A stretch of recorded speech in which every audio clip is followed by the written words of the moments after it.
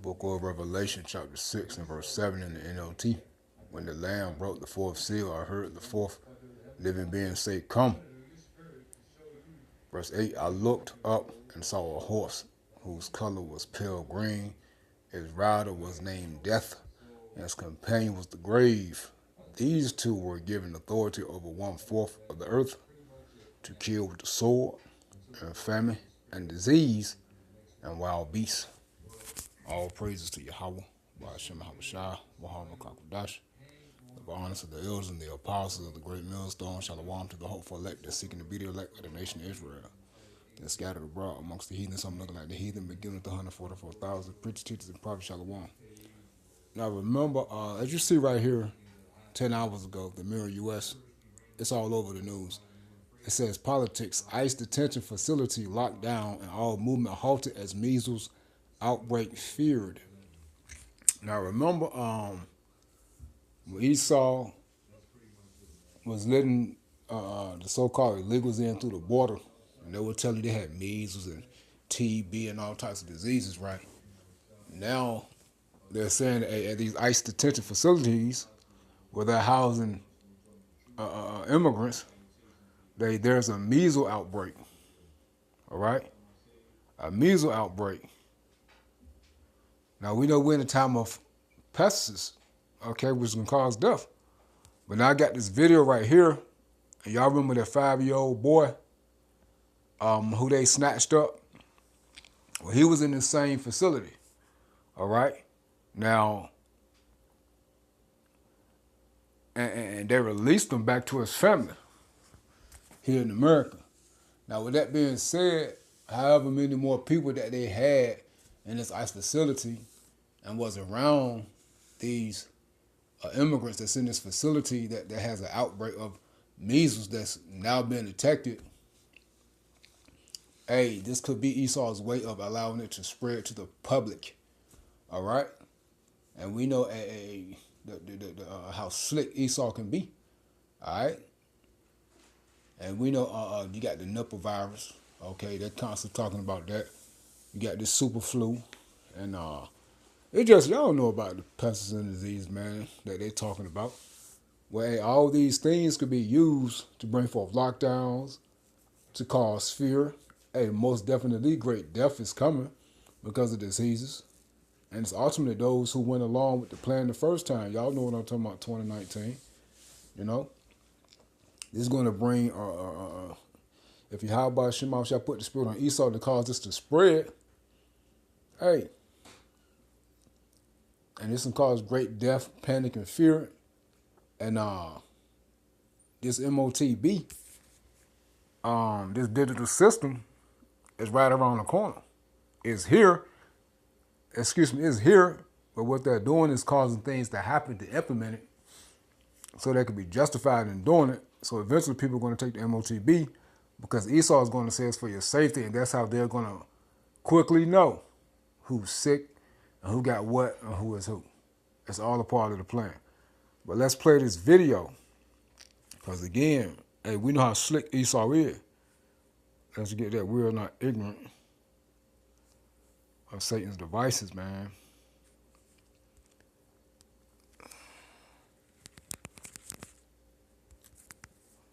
Meaning his schemes. 2 Corinthians 2:11. And it reads, let's read it in NLT. So that Satan will not outsmart us, for we are familiar with his evil schemes. You see that? So let's play this video. Now remember, Esau always does these things so it'll fit his agenda. All right? It says, and at the end of the day, people are going to beg for a solution. And you see the Epstein list, more and more names coming out. Trump all in it. And, you know, he going to war. He trying to, diseases.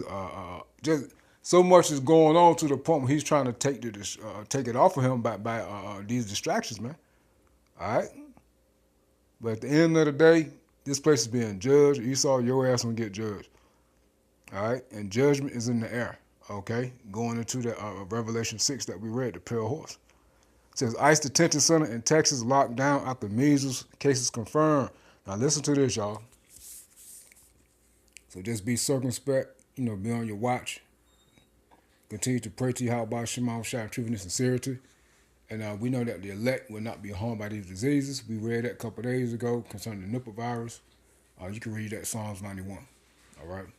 And a 5-year-old boy and his father, who were detained by ICE and sent to a Texas detention, are now back home in Minneapolis. This comes after a judge ordered their release. But now their case is highlighting severe concerns previously reported by the Scripps News investigative team regarding the conditions inside the ICE-run facility. So let's bring in Scripps News investigative correspondent Patrick Terpstra live in our D.C. studio. And Patrick, you have been covering And again, real quick, if I didn't say, I believe I did, but I can't remember.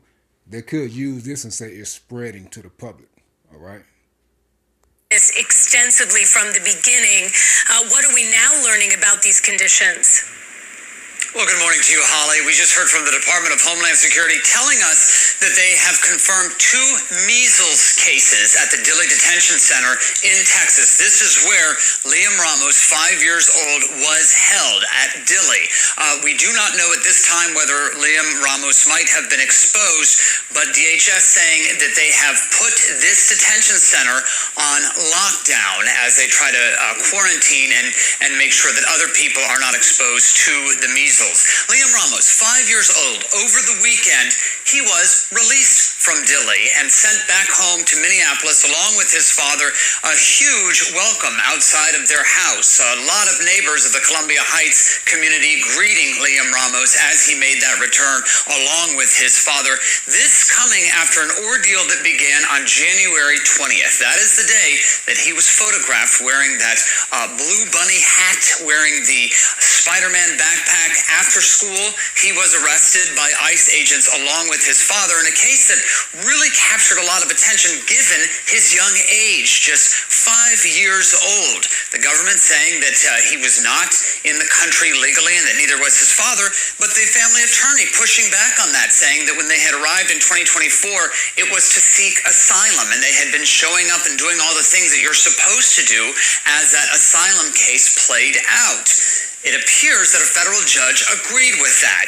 When he released Liam Ramos over the weekend, he didn't just release him. He also put out a really sharply worded statement against the Trump administration's actions in Minneapolis. Listen to what the judge said, quote, "The case has its genesis in the ill-conceived and incompetently implemented government pursuit of daily deportation quotas, apparently even if it requires traumatizing children. The court and others regularly send undocumented people to prison and order them deported, but do so by proper legal procedures." So this judge, not just giving that statement, but when he signed this order releasing Liam Ramos, take a look at this. He included that now iconic photograph of Liam Ramos wearing the hat, staring straight ahead, and below that you can see 2 Bible verses quoted, including one that says, "Jesus wept." Government saying that, again, they had not been in the country legally. They also dispute the narrative that has come out that Liam Ramos was being used as bait to try to pull other people out of the house. They have defended sending him to Dilley Detention Center in Texas and starting those deportation proceedings that right now, Holly, we don't see anything on the schedule as far as what comes next for Liam Ramos and his father.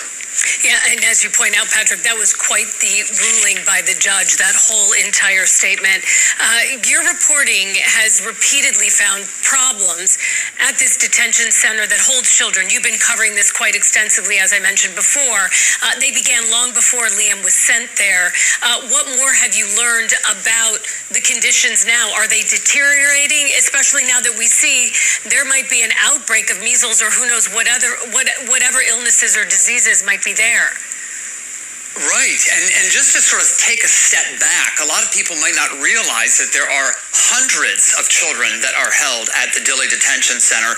Our investigation over the fall found a lot of concerns about medical care as well as lack of hygiene products. A lot of these kids sleeping with all of the lights on because that is the design of this place. So it's not just Liam, it's hundreds of these other kids. And what was so fascinating to us is many of these kids had actually written in court documents some of what they were experiencing. I'll give you a couple examples. A 13-year-old saying that stomach aches are common because of lack of water quality there. A 14-year-old saying boredom is a real issue because they're only given about 1 hour of schooling a day.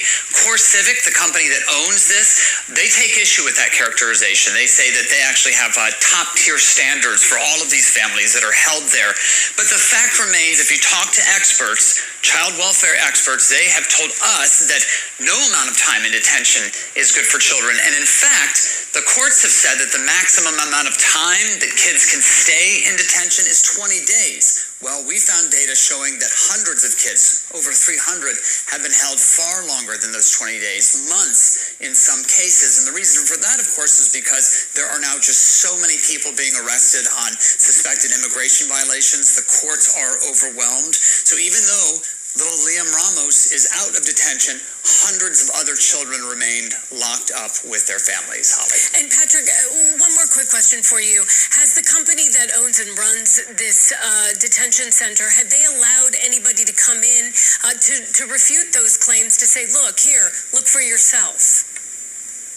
Well, so we're talking about Core Civic, the owner of the jail. They, I have to say, are in sort of a tough position because they have to work through ICE. Even though Core Civic owns the jail, ICE is the one ultimately responsible. So when we request to go in, ICE will come back and say, well, you've got to have permission of the person you want to interview and other information about them. Lawyers then say, well, that's a problem because if they go public, now they're targets for ICE. So we have not been able to go inside, but the attorneys have. And many of those attorneys that have talked to the families there, the mothers, fathers, the children, they are the ones sounding the alarm about conditions on the inside, Holly. All right, Scripps News investigative correspondent Patrick Terpstra live for us. Thank you for that extensive reporting and that update. You bet. If you're shopping for a home. So you see, they could use that and say it's spreading amongst kids and people, man. All right. Let's see something real quick. So be on the lookout for that. Just a quick update. We got some. Where is it? Check this out. It says 4 hours ago. WKRN News 2, officials warn of tuberculosis outbreak at California high school. Let me pause this. I'm not sure if this video is talking about that. Let me check first. All right, here's the video right here. Going back to the officials warn of tuberculosis outbreak in California high school. It says several tuberculosis cases canceled classes at San Francisco high school. So let's play this. Classes are canceled today at San Francisco High School. This is where recent tuberculosis cases were discovered. Today in the Bay's Ginger Conejero-Saba is live for us in San Francisco this morning. And Ginger, I understand that school is on pause because of this. That is correct, Janelle and Marcus. There have been at times, or has been, I should say, at times, activity on campus here behind me at Reardon. One parent that I spoke with earlier this morning said there was basketball practice for students who have tested and shown negative results for active tuberculosis. But for the most part, it's a quiet day on campus with school out today as well as next week. Now, earlier this week, San Francisco's Department of Health says it identified the third active case of tuberculosis. However, it is not specifying if the patients are students or teachers here at Reardon. This is the newest development in what has been a months-long health issue for Reardon, with the first reported active case back in November. SFDPH says there has been contract tracing and testing, which revealed 3 cases in total. School officials announced in a letter sent to the school community yesterday that classes are suspended from now until February 9th. That is when temporary hybrid learning will begin, and that will last until February 20th. At that point, only students who test negative for TB will be allowed to return to campus. Now, I spoke to infectious disease expert Dr. Peter Chin Hong of UCSF. He broke down the 2 types of TB, active or latent. Most people have no symptoms when they're infected. They have a version that's called latent, but about 5 to 10% of people will have what's called active disease, and those people can get really, really sick. But those symptoms like cough and fever, shortness of breath might look very non-specific, so in a respiratory virus season, it can be easily missed. So as Dr. Chin Hong mentioned, tuberculosis is an infection that typically attacks the lungs, but it could also affect other organs. It is transmitted in the air, so that means through coughs and sneezes. Symptoms include chronic coughing, chest pain, shortness of breath possibly, and fever. But the good news here is that it can be treated with antibiotics. Tuberculosis, however, could take up to 10 weeks to incubate or to turn up positive on a test, which then makes this more complex and evolving. Speaking of which, there were 2 basketball games last night that were postponed out of precaution, out of an abundance of caution here. But we'll watch to see how Reardon continues to play out its sports schedule while all this unfolds as well. We're live in San Francisco. Ginger Conejero-Saab, NBC Bay Area News. So you said there you have it. And this is San Francisco. Now you hear what they would say, hey, they got to test. All them tests they got to do, they got to test every student to see if they can return. And they said it's been going on for a couple of days. And it's going to be pretty much into the to the 20th of February. That's the whole damn month. And then you got the Super Bowl in San Francisco, if I'm not mistaken, as it just came up on the screen. Matter of fact, let's see. I believe it is in San Francisco. Let's see something real quick.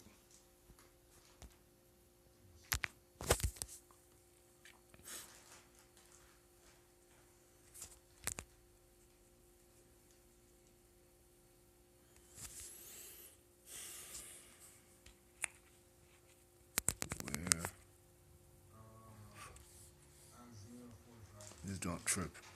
Come on, man. I ain't got time for this shit. Hold on, I'm gonna type it up on my other phone. Let's type in, what's that, Super Bowl 60? Super Bowl.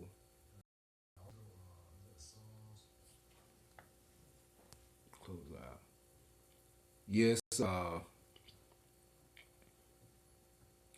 stadium in Santa Clara, California. Let me see. Is that Los Angeles? I mean, is that San Francisco? I don't know anything about San Francisco.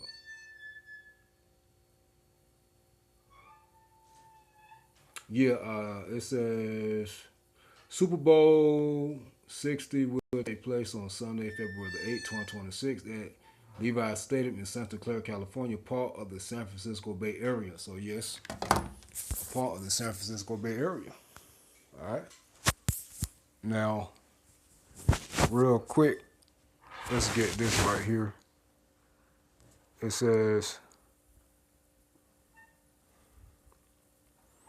health officials warn exploding potion hesitancy is fueling deadly outbreaks. Hey, remember, people are no longer with these potions, man, because of the truth that's been coming out, right, concerning the CB, the side effects, and the the oofs concerning it. All right, so people are potion hesitant, right? Well, they're saying, hey, that's what's fueling these outbreaks. Well, as we brought out in the past through the spirit of Yahweh by Shema Shai, yeah, Esau lost the Americans' trust, those who believe in this system. Esau lost the people's trust. Well, he's going to bring pests and diseases, and people are really going to start dropping right in front of each other's faces, and they're not going to have to hype the numbers up and lie about it on TV. So, hey, he's going to gain the trust of those who are terrified and fearful of the deaths by those who are dropping by these diseases, man. And people are going to run right back to him and take the what? These potions, the MOTB, which they're going to say, hey, you take the MOTB, it's going to help them to quickly resolve the issue, you know, by them knowing who got what and things of that nature. Because remember, the MOTB is not just only buying and selling.